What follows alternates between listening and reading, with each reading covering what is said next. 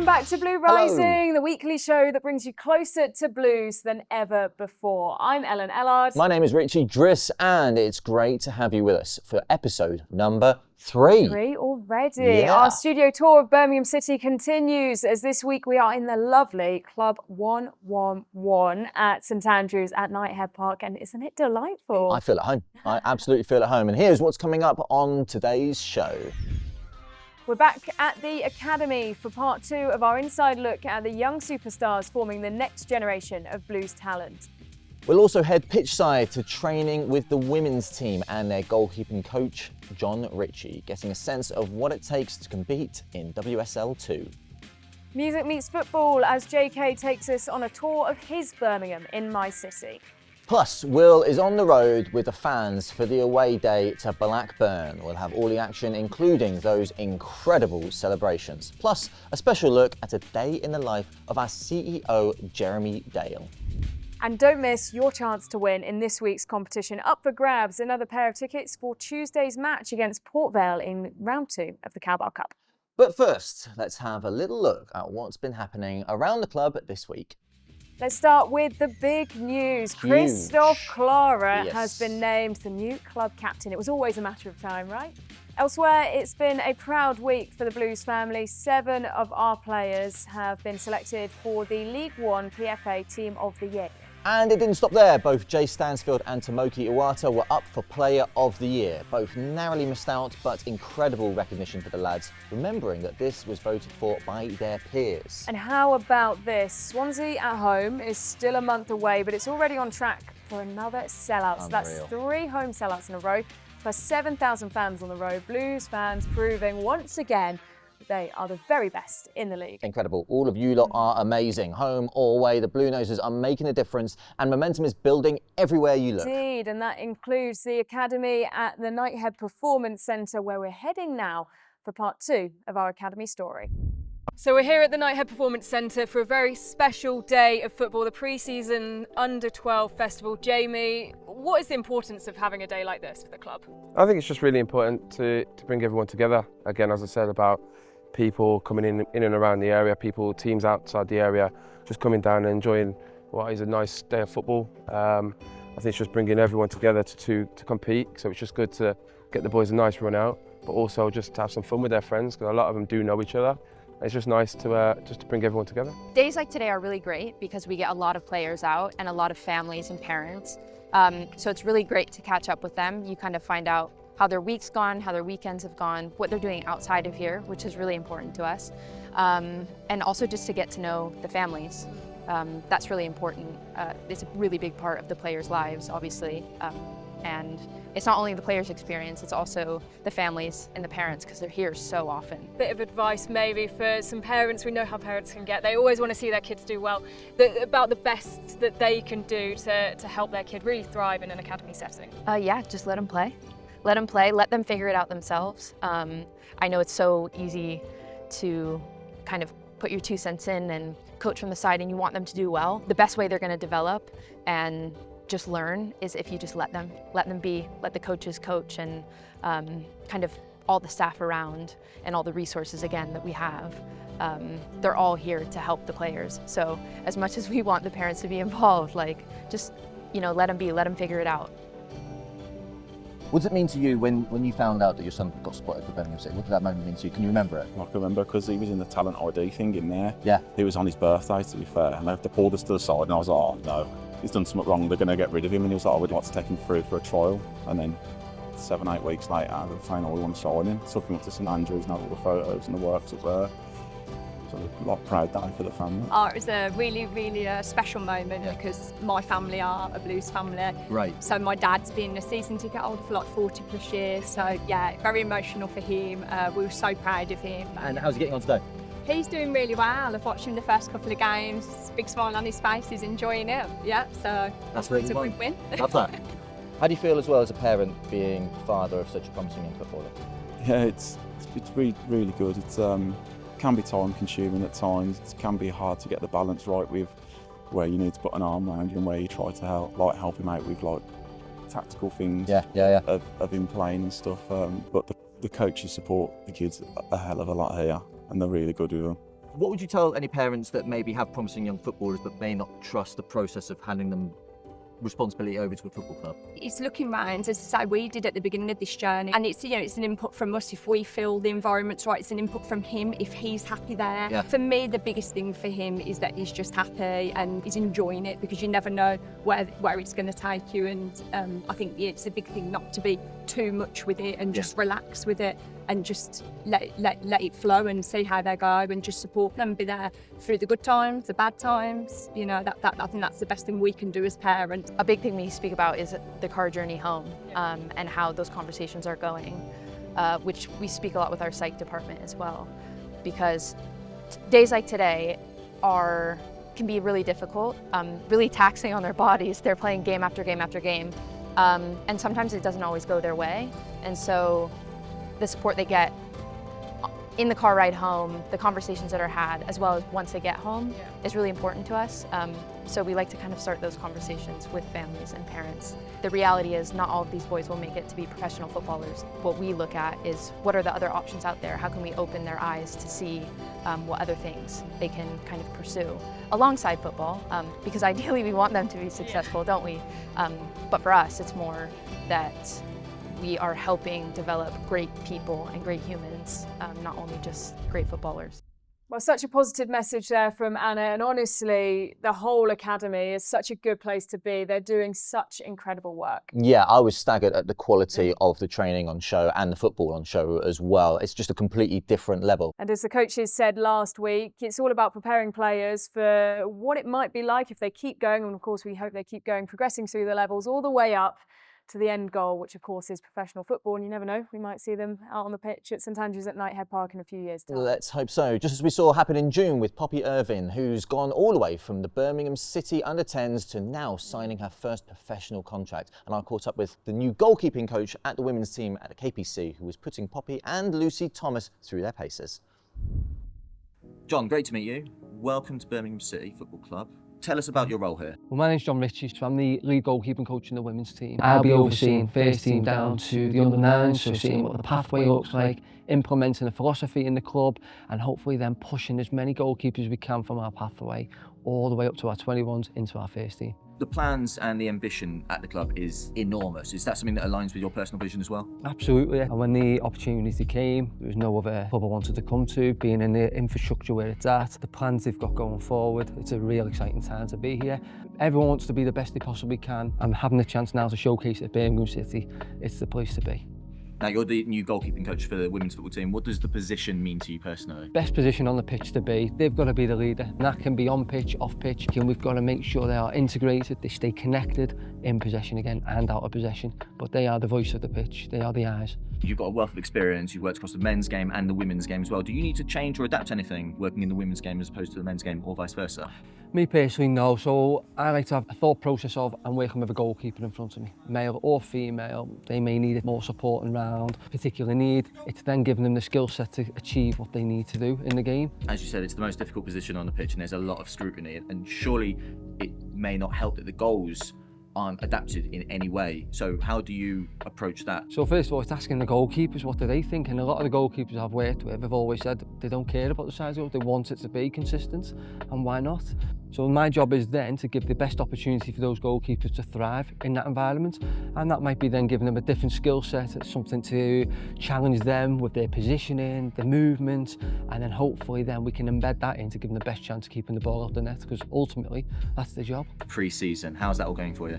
Pre-season's good, it's been extremely hot, been lots of sweat so far, but again, the keepers are working hard. We can now get it really tight-knit, we can build that togetherness, and that's what we want to make sure we achieve while we're away. Not just the fitness side, not just the football, but that togetherness as well, because that's going to be key coming into the season. We're going to be doing lots of action things. The keeper's got lots of decisions to make, from being in possession to out of possession, shot stopping, passes. That'll also then coincide with the outfield training. 10-15 years ago, the goalkeepers were tucked over there in the corner doing their thing, and the outfielders were on the other side of the pitch. So how are you integrating more with the outfield players? I think it's making sure you've got the collaboration with a good set of coaching staff and a good team of staff. So regards to coaching staff, we'll plan every single morning, we know exactly who's doing what, and then making sure it all aligns perfectly with regards goalkeepers, outfielders, and vice versa.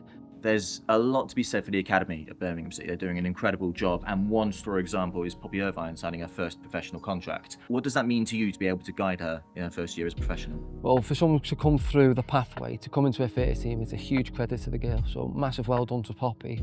But now it's an exciting time for me to give her the next step, to really push her, and hopefully she can now really challenge what we've got already in the doors to see what she can do. To add to the excitement as well, Lucy Thomas just signed an extension to her contract. What does that mean to you as well? Lucy, having the experience she's had now, the amount of games she's played in the Championship for Blues, she's going to be a huge part of the club going forward into the season. For me now, it's just getting ready for her to kick on, push on, and being ready to go and get what we need to achieve. Top man. Thank you. Well, so exciting to see Poppy get her opportunity, and so well deserved too. It looks like we have a great new coach as well in John Richie. I don't think he had time, unfortunately, to share any tips with you as you face the under-12s in that penalty shootout. You thought we'd forgotten, didn't you? We are doing this. Let's take a look. You thought I was coming here and not getting involved. You were sadly mistaken. I'm going to at least pick some balls out the back of the net. Should we do it? Yeah! What on? Go run and get it. Go, get it. Training.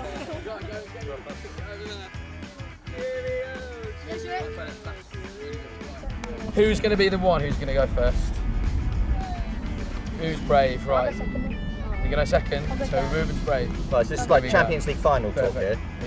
1, 2. Fair. 7 big steps. Okay, right, here we go then. Right. Who's going to do it? Hey, I saw that. Ref! Ref! Here we go. Yeah! Okay, here we go. Are you ready, Jack?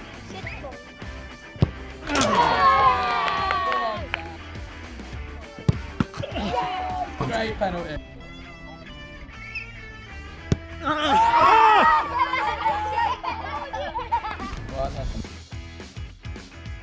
How are you feeling? Really embarrassed. Are you going to help me up? Good man. Boys, well played. Love that. So here, let me just here.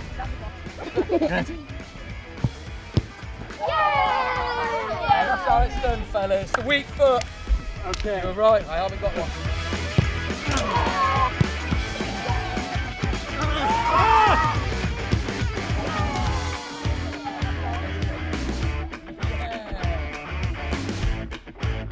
Well, that was really good fun, and there were some very good penalties in there. And to be fair, Richie, you were a very good sport for the kids. We try. I could have done without the slow motion replay of the Penenka just sailing over my head as I shed a single tear. But now, as I said, absolute quality at the academy. And speaking of quality, we are joined by Will Brazier and Tommy Mooney. How are we, gents? Very good, thank you. Well, there is some real talent, though, as we saw there, Will, in the academy, and a lot for fans to get excited about. Maybe with that lot, not for the next 10 years or so, but still great to see the impact that those coming through the academy are having on the team this season as well. Yeah, and I think the club have really recognised that from the new ownership sort of day one, sort of getting that Cat 1 status back and everything that comes with that as well. And then you just have to look at the lineage of people that have come out of the academy, obviously Jude, Job, Jack Butland, everyone in between. I think it's just an exciting thing for fans to get behind when you see one of your own playing as well.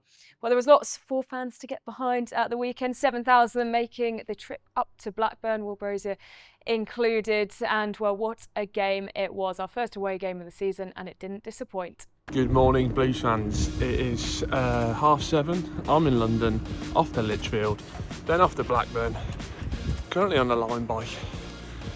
I shouldn't be the one.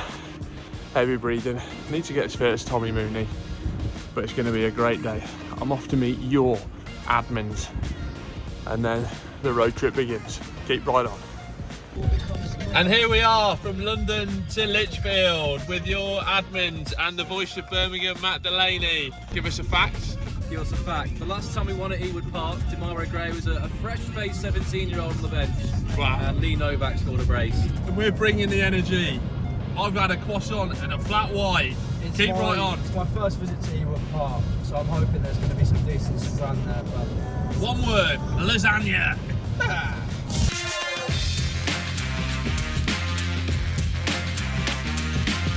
Here we are at Ewood Park. I'm just one of 7,033 of us that are going to be in that away end, making the loudest noise we have done for some time. but a few are at the ground, but they're at the pub. Let's go find them. But you're out here on the, what you on there, the Guinness? Guinness. Yeah, very nice. Yeah, I'll go for a 2-1.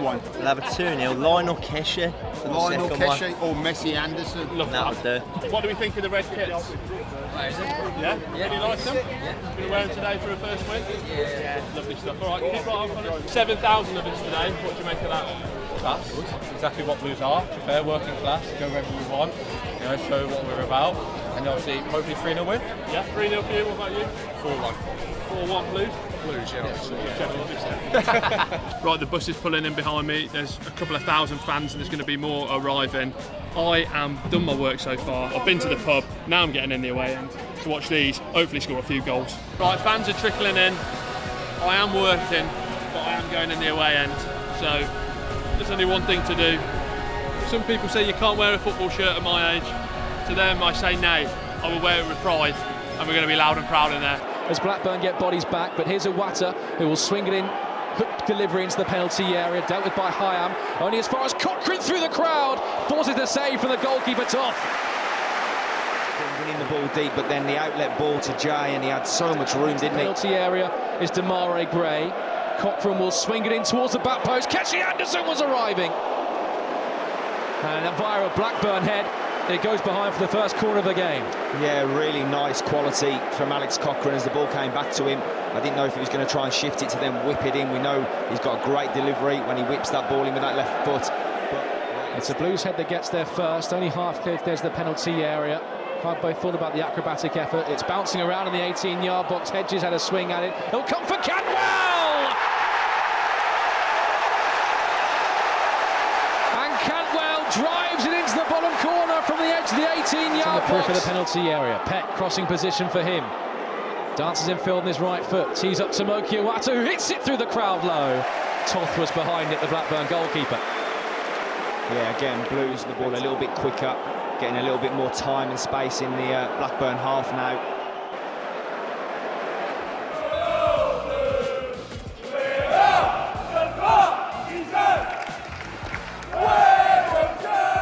Ethan Laird in the sunshine.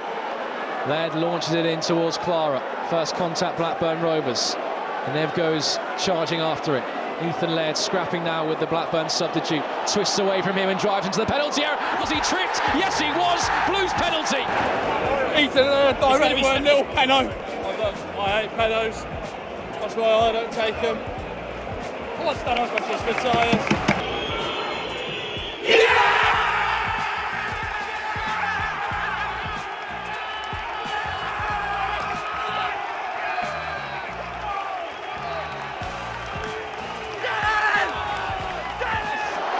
The right way, but Stano was clinical, tucked right into the corner, and with added time to come, we're all square at Ewood Park. Damare Gray, and now a break could be on for Blues because Ethan Laird's latched onto this, and look at the red shirts flooding forward. Damare Gray will get onto this on the right hand side. Laird was tripped, but the referee plays advantage. Plenty up in support if Gray can deliver this into the penalty area. Gray across the face, it's in!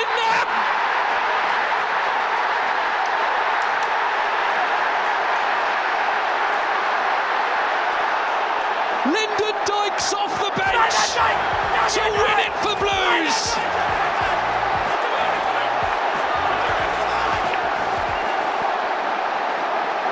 Burning stoppage time since Stansfield's equaliser. But Blues in a red fury charge down the other end. Damare Gray towards the byline, flashed across the face of goal, and Lyndon Dykes pops up to slide it in, and Blues are going to get our first 3 points of the season. Lyndon Dykes may have just given Blues our first win on the road back in the Championship.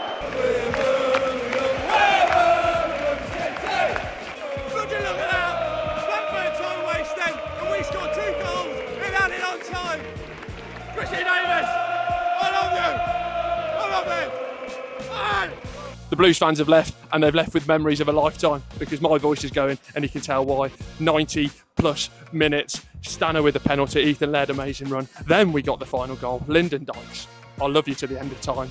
Keep right on to the end of the road. Never been more true. 3 points. Thanks for coming. Cheers. What a time to be alive, Will. We were on the way up and we were saying like we don't really get many last-minute winners. I think Matt Delaney's It's All Right on the night was the sort of last one from last season, and then even before that we had not had a few. But 2 goals in stoppage time, you don't really see that. Blackburn time wasting, so they got what they deserved, and yeah, just wish Tommy was there with me, to be honest. But looked like you had a really good day, to be fair. yeah, I didn't drink, Tommy. I know what you're trying to say already. Is that because you had to cycle back to home? Yes, exactly. Yeah. No, I was very well behaved. I had to go down, see everyone afterwards, so I had to be on my best behaviour, come down. But yeah, it was. I'm still buzzing, to be honest. Plenty of talking points from an incredible game of football, but we've got to start with Ethan Laird winning that penalty out of nothing.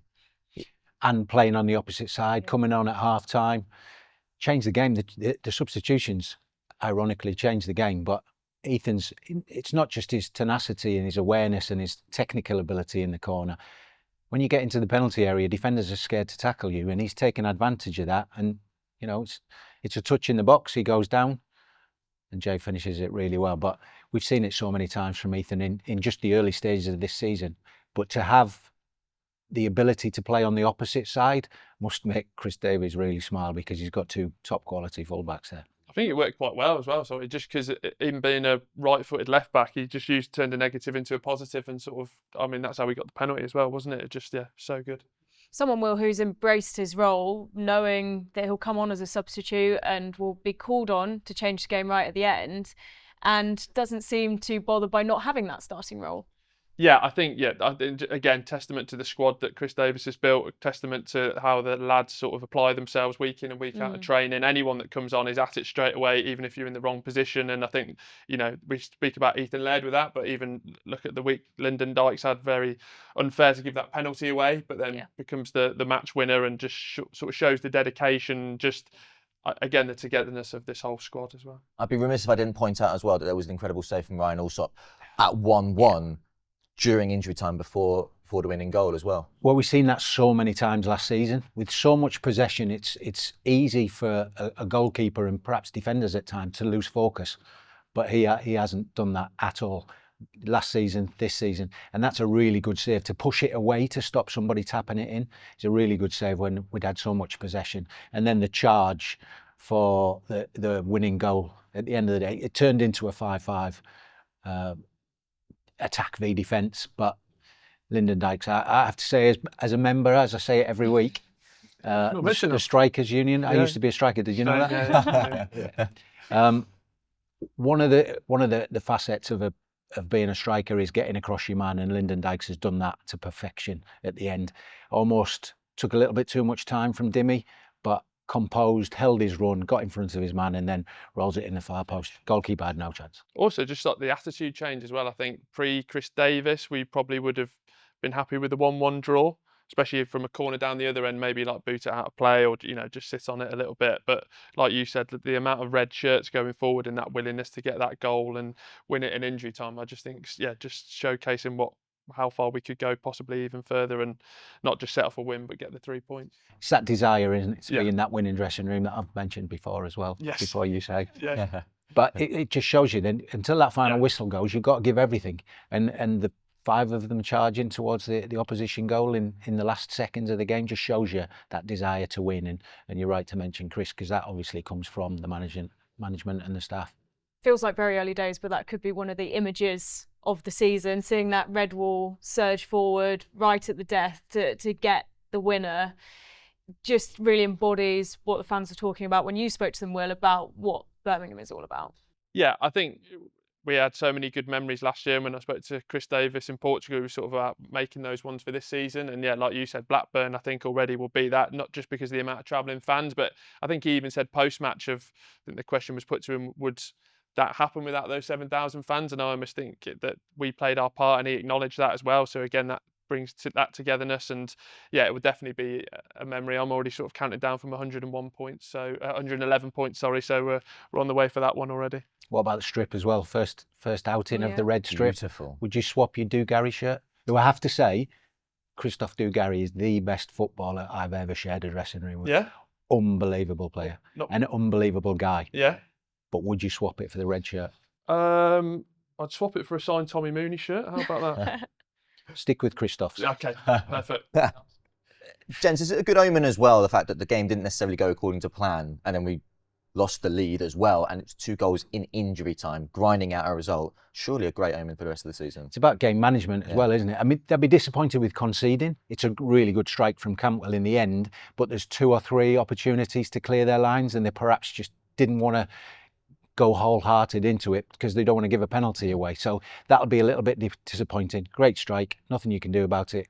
Crack on and see what you can do. And just winning when we didn't play our best. So, like, I know it's a big cliche, isn't it? But winning at that level when you're not playing your best and coming away with the 3 points is a really good omen. And just, yeah, I think what were you saying at the end? It was like 3-2-5. I think I saw a Water at the end of the game. He told Daly he was sort of playing centre back by the end of it. So, finding out new positions for new players as well. So take the positives. And there's nothing better than scoring a winner in the last couple of minutes. Not just for Lyndon and the rest of the team, but for the supporters coming back down the M6. I'm sure you had a good time. It's a statement, though, on that front as well. 7,000 travelling fans. I mean, getting that allocation in the first place is incredible, and it will be something that the other clubs in the league look at and think, well, they'll make some grounds feel like home grounds. Yeah, I really glad they did it. I don't understand it. I can't imagine us doing it here because, yeah, like if you've got the manager of the opposition saying at the end of the game that those fans helped will in a winning goal for your team in the 98th minute, maybe have a look at the old administration there and say, but obviously for us it was absolutely amazing, and I know they've done it a few different times. So, would you like to see that as a home player walking out into that? No, absolutely not. So the clubs have got to decide: do they want a few quid or do they want a few points? Yeah. Either or, because the way that the Bluenoses make noise and then are rewarded for it at the end of a game like that, it's a tough decision for most clubs.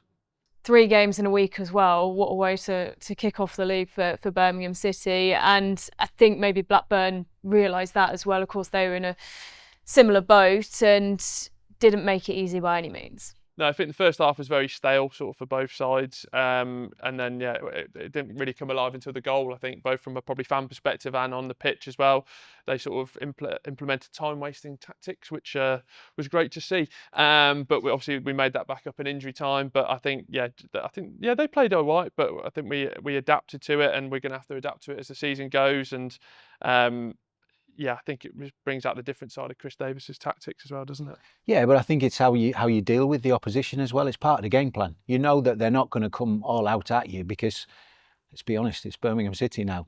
They've had a success and they want more success. So they're going to expect to sit behind the ball, time waste, which is frustrating.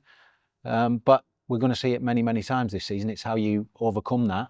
And Saturday was great. No problems at all. Yeah, I've just found it quite, from the way Ipswich started the game on the Friday and then obviously going away to Blackburn, just the way that we've sort of almost been the respect shown to us, and it's gone the other way. So, yeah, we'll have to get used to that. We're glad to see your voice has well and truly recovered, Will, ahead of that big game against Oxford at the weekend. And one man whose voice is always in fine form is Jaykae. He, of course, performed at St Andrews at Nighthead Park on that memorable night against Newcastle and again before our game, this time round against Ipswich. Will caught up with him for an insight into the city that has made him the man he is today. I still might put a crop in fingers. I slid round your block, I seen all your mates and blood, they're all minges. Man don't believe in bring-ins, so I flew that door off the hinges. No time for a prick that whinges. I'll put them in white tie clinches. Blood watch my stony, it's vintage. Hooligan business. Fam, I know better gangsters, I'll never call police. Friends in Jallo, send them all peas. Blood, jump off your pedestal, geese. I'm here with my main man, Jaykae. So I'm not very good at handshakes. Should we do that one again? There we go. No, shit, that was shit. Hang on. No, I'm not. There we go. We got it now. Jaykae, we're here to chat about Birmingham. Yes. All things Birmingham. Yes. What does the city mean to you? This is home, man. I'm literally probably 1,000 steps away from where I grew up my whole life. Yeah, I was raised over the road. This is home for me. Yeah, it's like my back garden. Everything that I talk about, I'm raised around here. I talk about the Roost, I talk about the George, because I'm in there. Catch me in these pubs on a normal day, do you know what I'm saying? This is my home. The culture of the city, how important is it for you that the club embraced that as well? Being around Smallheath, you'll see it's a very multicultural area, and there's a lot of different religions and things that we have to embrace and grow up around, and I think that's very fitting with me. I'm mixed race, you know what I'm saying? So I think I've got the best of both worlds growing up. As an artist that works with blues as well, like I always used to email and have meetings with the old owners and never got anywhere. It's nice to be embraced by Birmingham now, and obviously it's reciprocated. Like I'm going to back this club as much as I can, and I'm going to expose this club as much as I can, do you know what I'm saying? So it's nice to have it back. Obviously, in terms of the music, you've actually collabed with so many people from this city as well. What's that meant for you, and how have those come about? Obviously, I used to see Mike Skinner rocking around in the blues top on stage, and being from Birmingham, I'm a big fan of the streets, and I feel like even collaborating with him is something that I manifested from a young child, and I see him as one of the Birmingham greats, and I feel like Birmingham's got a few of those people. Ali Campbell, UB40. He's not a blues fan, but God rest his soul, Ozzy Osbourne. I feel like there's a pecking order in Birmingham, and I've got a lot to live up to, do you know what I'm saying? I've been doing music seriously probably since about 18 years old, and I've seen a great change in my life, maybe about 24, 25 years old, and from then I feel like I've been flying the flag for this city. And do you sort of want to put that on your shoulders as well, to sort of, and you know, there's artists that you probably work with that maybe lower down, starting off in their career now, that are going to come on that journey with you? 100%, and I take pride in that. I like helping people. Why not? If you're in a good position in life and you can help people, why not? And I'm not smug. I don't think I'm too good for people. I think people will see that just in my day-to-day attitude in life. I don't think I'm better than anybody. Like, I keep things as humble as I possibly can, and I will help as many people as I can. And there's people that have blossomed from Birmingham and outside of Birmingham as well that I've given a helping hand to, that I'm seeing them now flying in their careers. So that's rewarding for me. I went to my yard and I rolled me a spliff, and now I'm frustrated. For too long now I've waited. I think they're trying to get me wasted. Way too intoxicated. I couldn't give two shits if I'm rated. But I spent £3 on a Like, you think Small Leaf, I'd like to think you think me, you think Blues, you think Peaky Blinders. You might think of Faraz Fried Chicken down the road. Jude Bellingham, bro. Like, what he's done for the city and how he's inspired loads of other kids to come up after him and do great things. Just things like that, just being proud of our youngers and being proud of our elders and seeing things that are happening around here and what people have accomplished and what they will continue to keep doing. Because I feel like we've all got ceilings. Someone else has to pass them. Do you know what I'm saying? Like, we can take it so far. We have to build up a foundation, and then that's when everybody else comes up. Like, being a musician, I take pride of being from Birmingham. I like being able to walk around Small Leaf. I like being able to walk around here on my own with my son, with my mates, whatever climate it is. Do you know what I'm saying? So take pride in where you're from and put back into where you're from as well. Like, there's a lot of things in Small Leaf that need developing. Do you know what I'm saying? It's people like us that have to put our energy and time into it and try and sort those things out. Futsal stepping on windpipes. Double XL, I'm king size. And if they hate fights, I'm ringside. My guys won't let a thing slide. Out of sight, but you're in mine. For this invasion when I'm inside. Yo, don't talk shit, look after your peeps. And give back to the streets. And don't ever shit on your own doorstep. And don't chat to police. And you know that your brethren's back in the beef. If you ask is a cheat. And we go so hard on the weekends, yeah, cause we fucking graft on the week, that's right. As we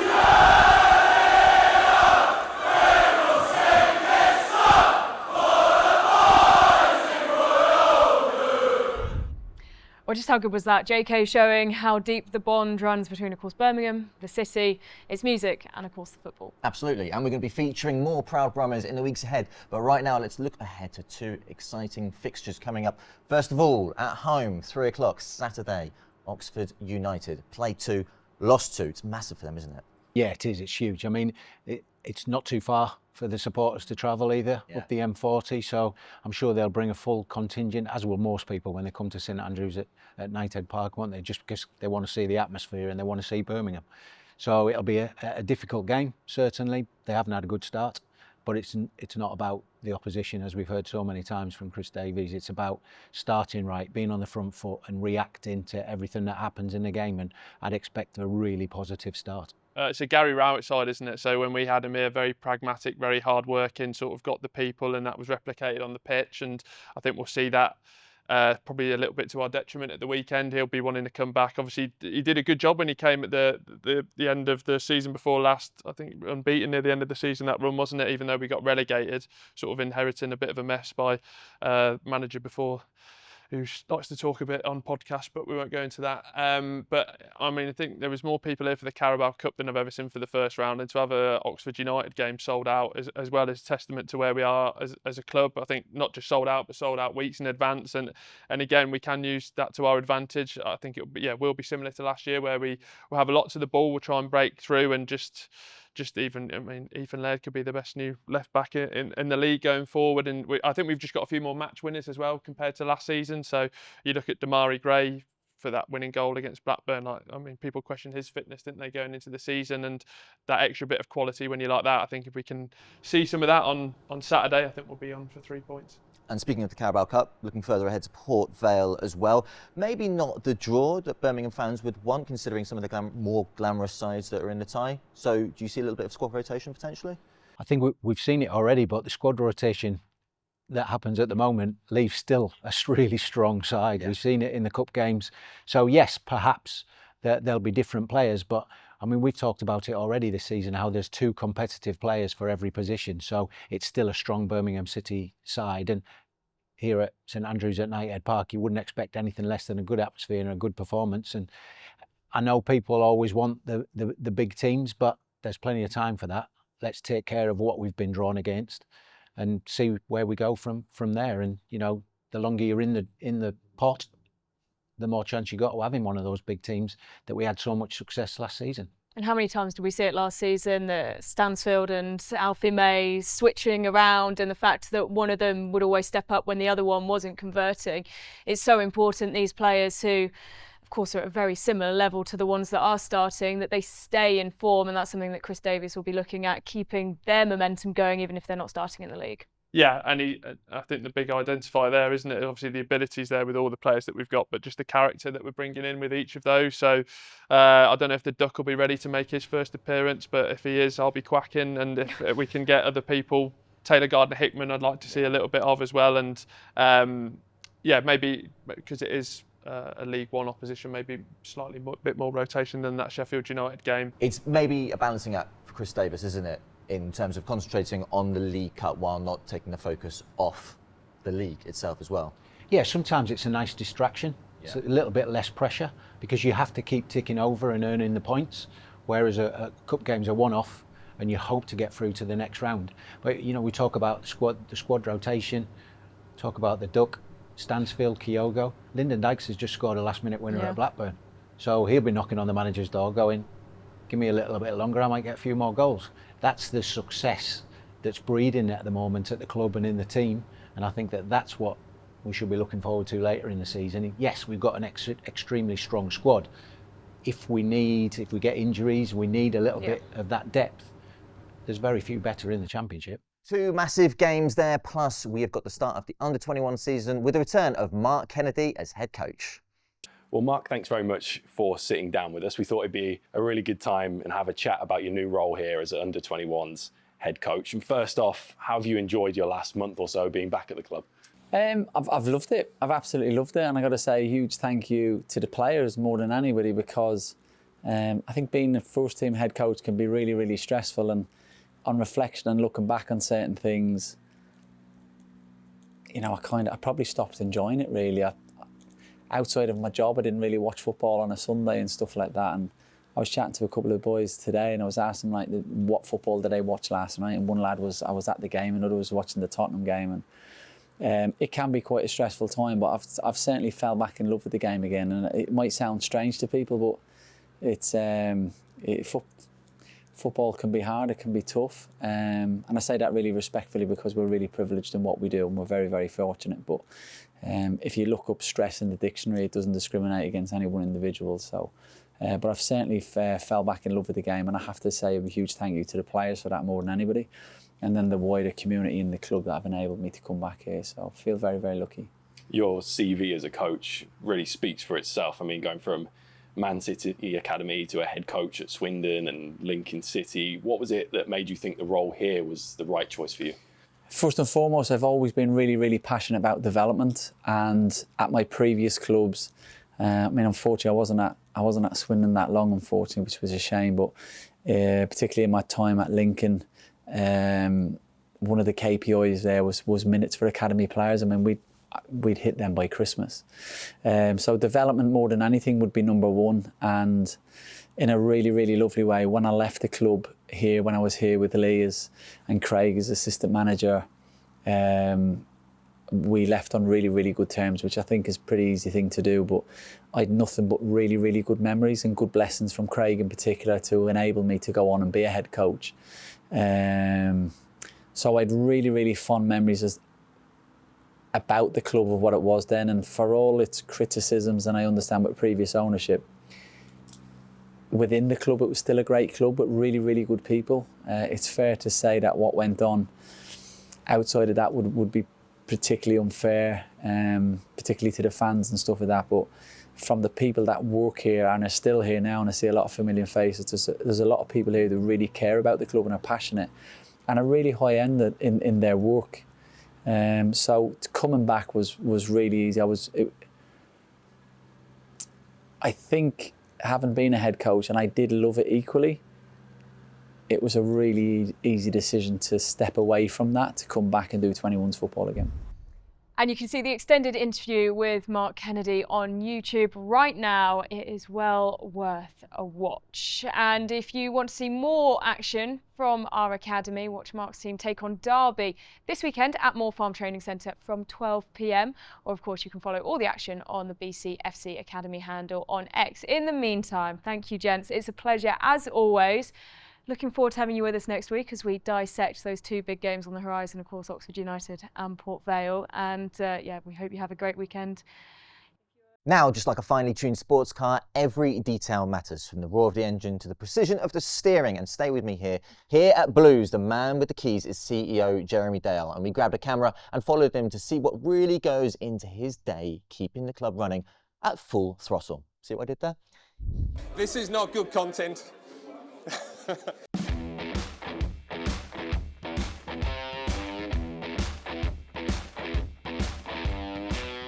How you doing? You right? How are you, Jeremy? Yeah, you all set? We are also, yeah, we're in a good place. Good. Training go okay the other day? Training went absolutely fantastic. Yeah, they all fired up and... They loved it. New standard in hospitality. The guy who runs the commercial department doesn't know the code for the ticket office. How are we all doing? They're working. I think they're a bit too close to the fans over there. The attention to detail at this club now is insane. This is one of my happy places, and to see it looking, you know, as radiant as it does today, with the blue and the white seats, the lush grass, it's a dream come true. Hi, we ready? Yes. And we embarked upon 23-24. We'd invested £15 million in the stadium, really opening some of the lower tiers because they were all closed.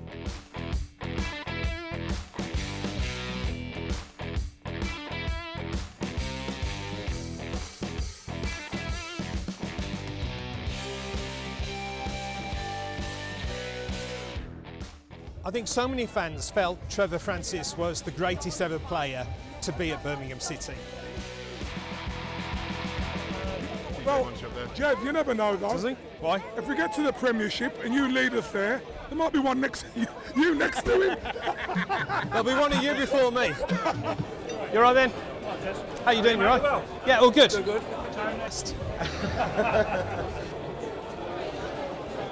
Late kick-off now, 15 minutes. Yes.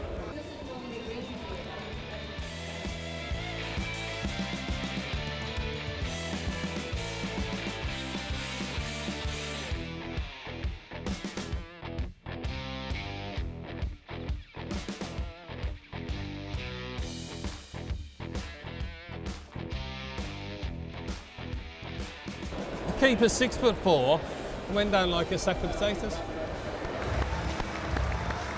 You'd never have all of these staying behind to clap a win at a friendly, would you? I mean, there is no better place than here.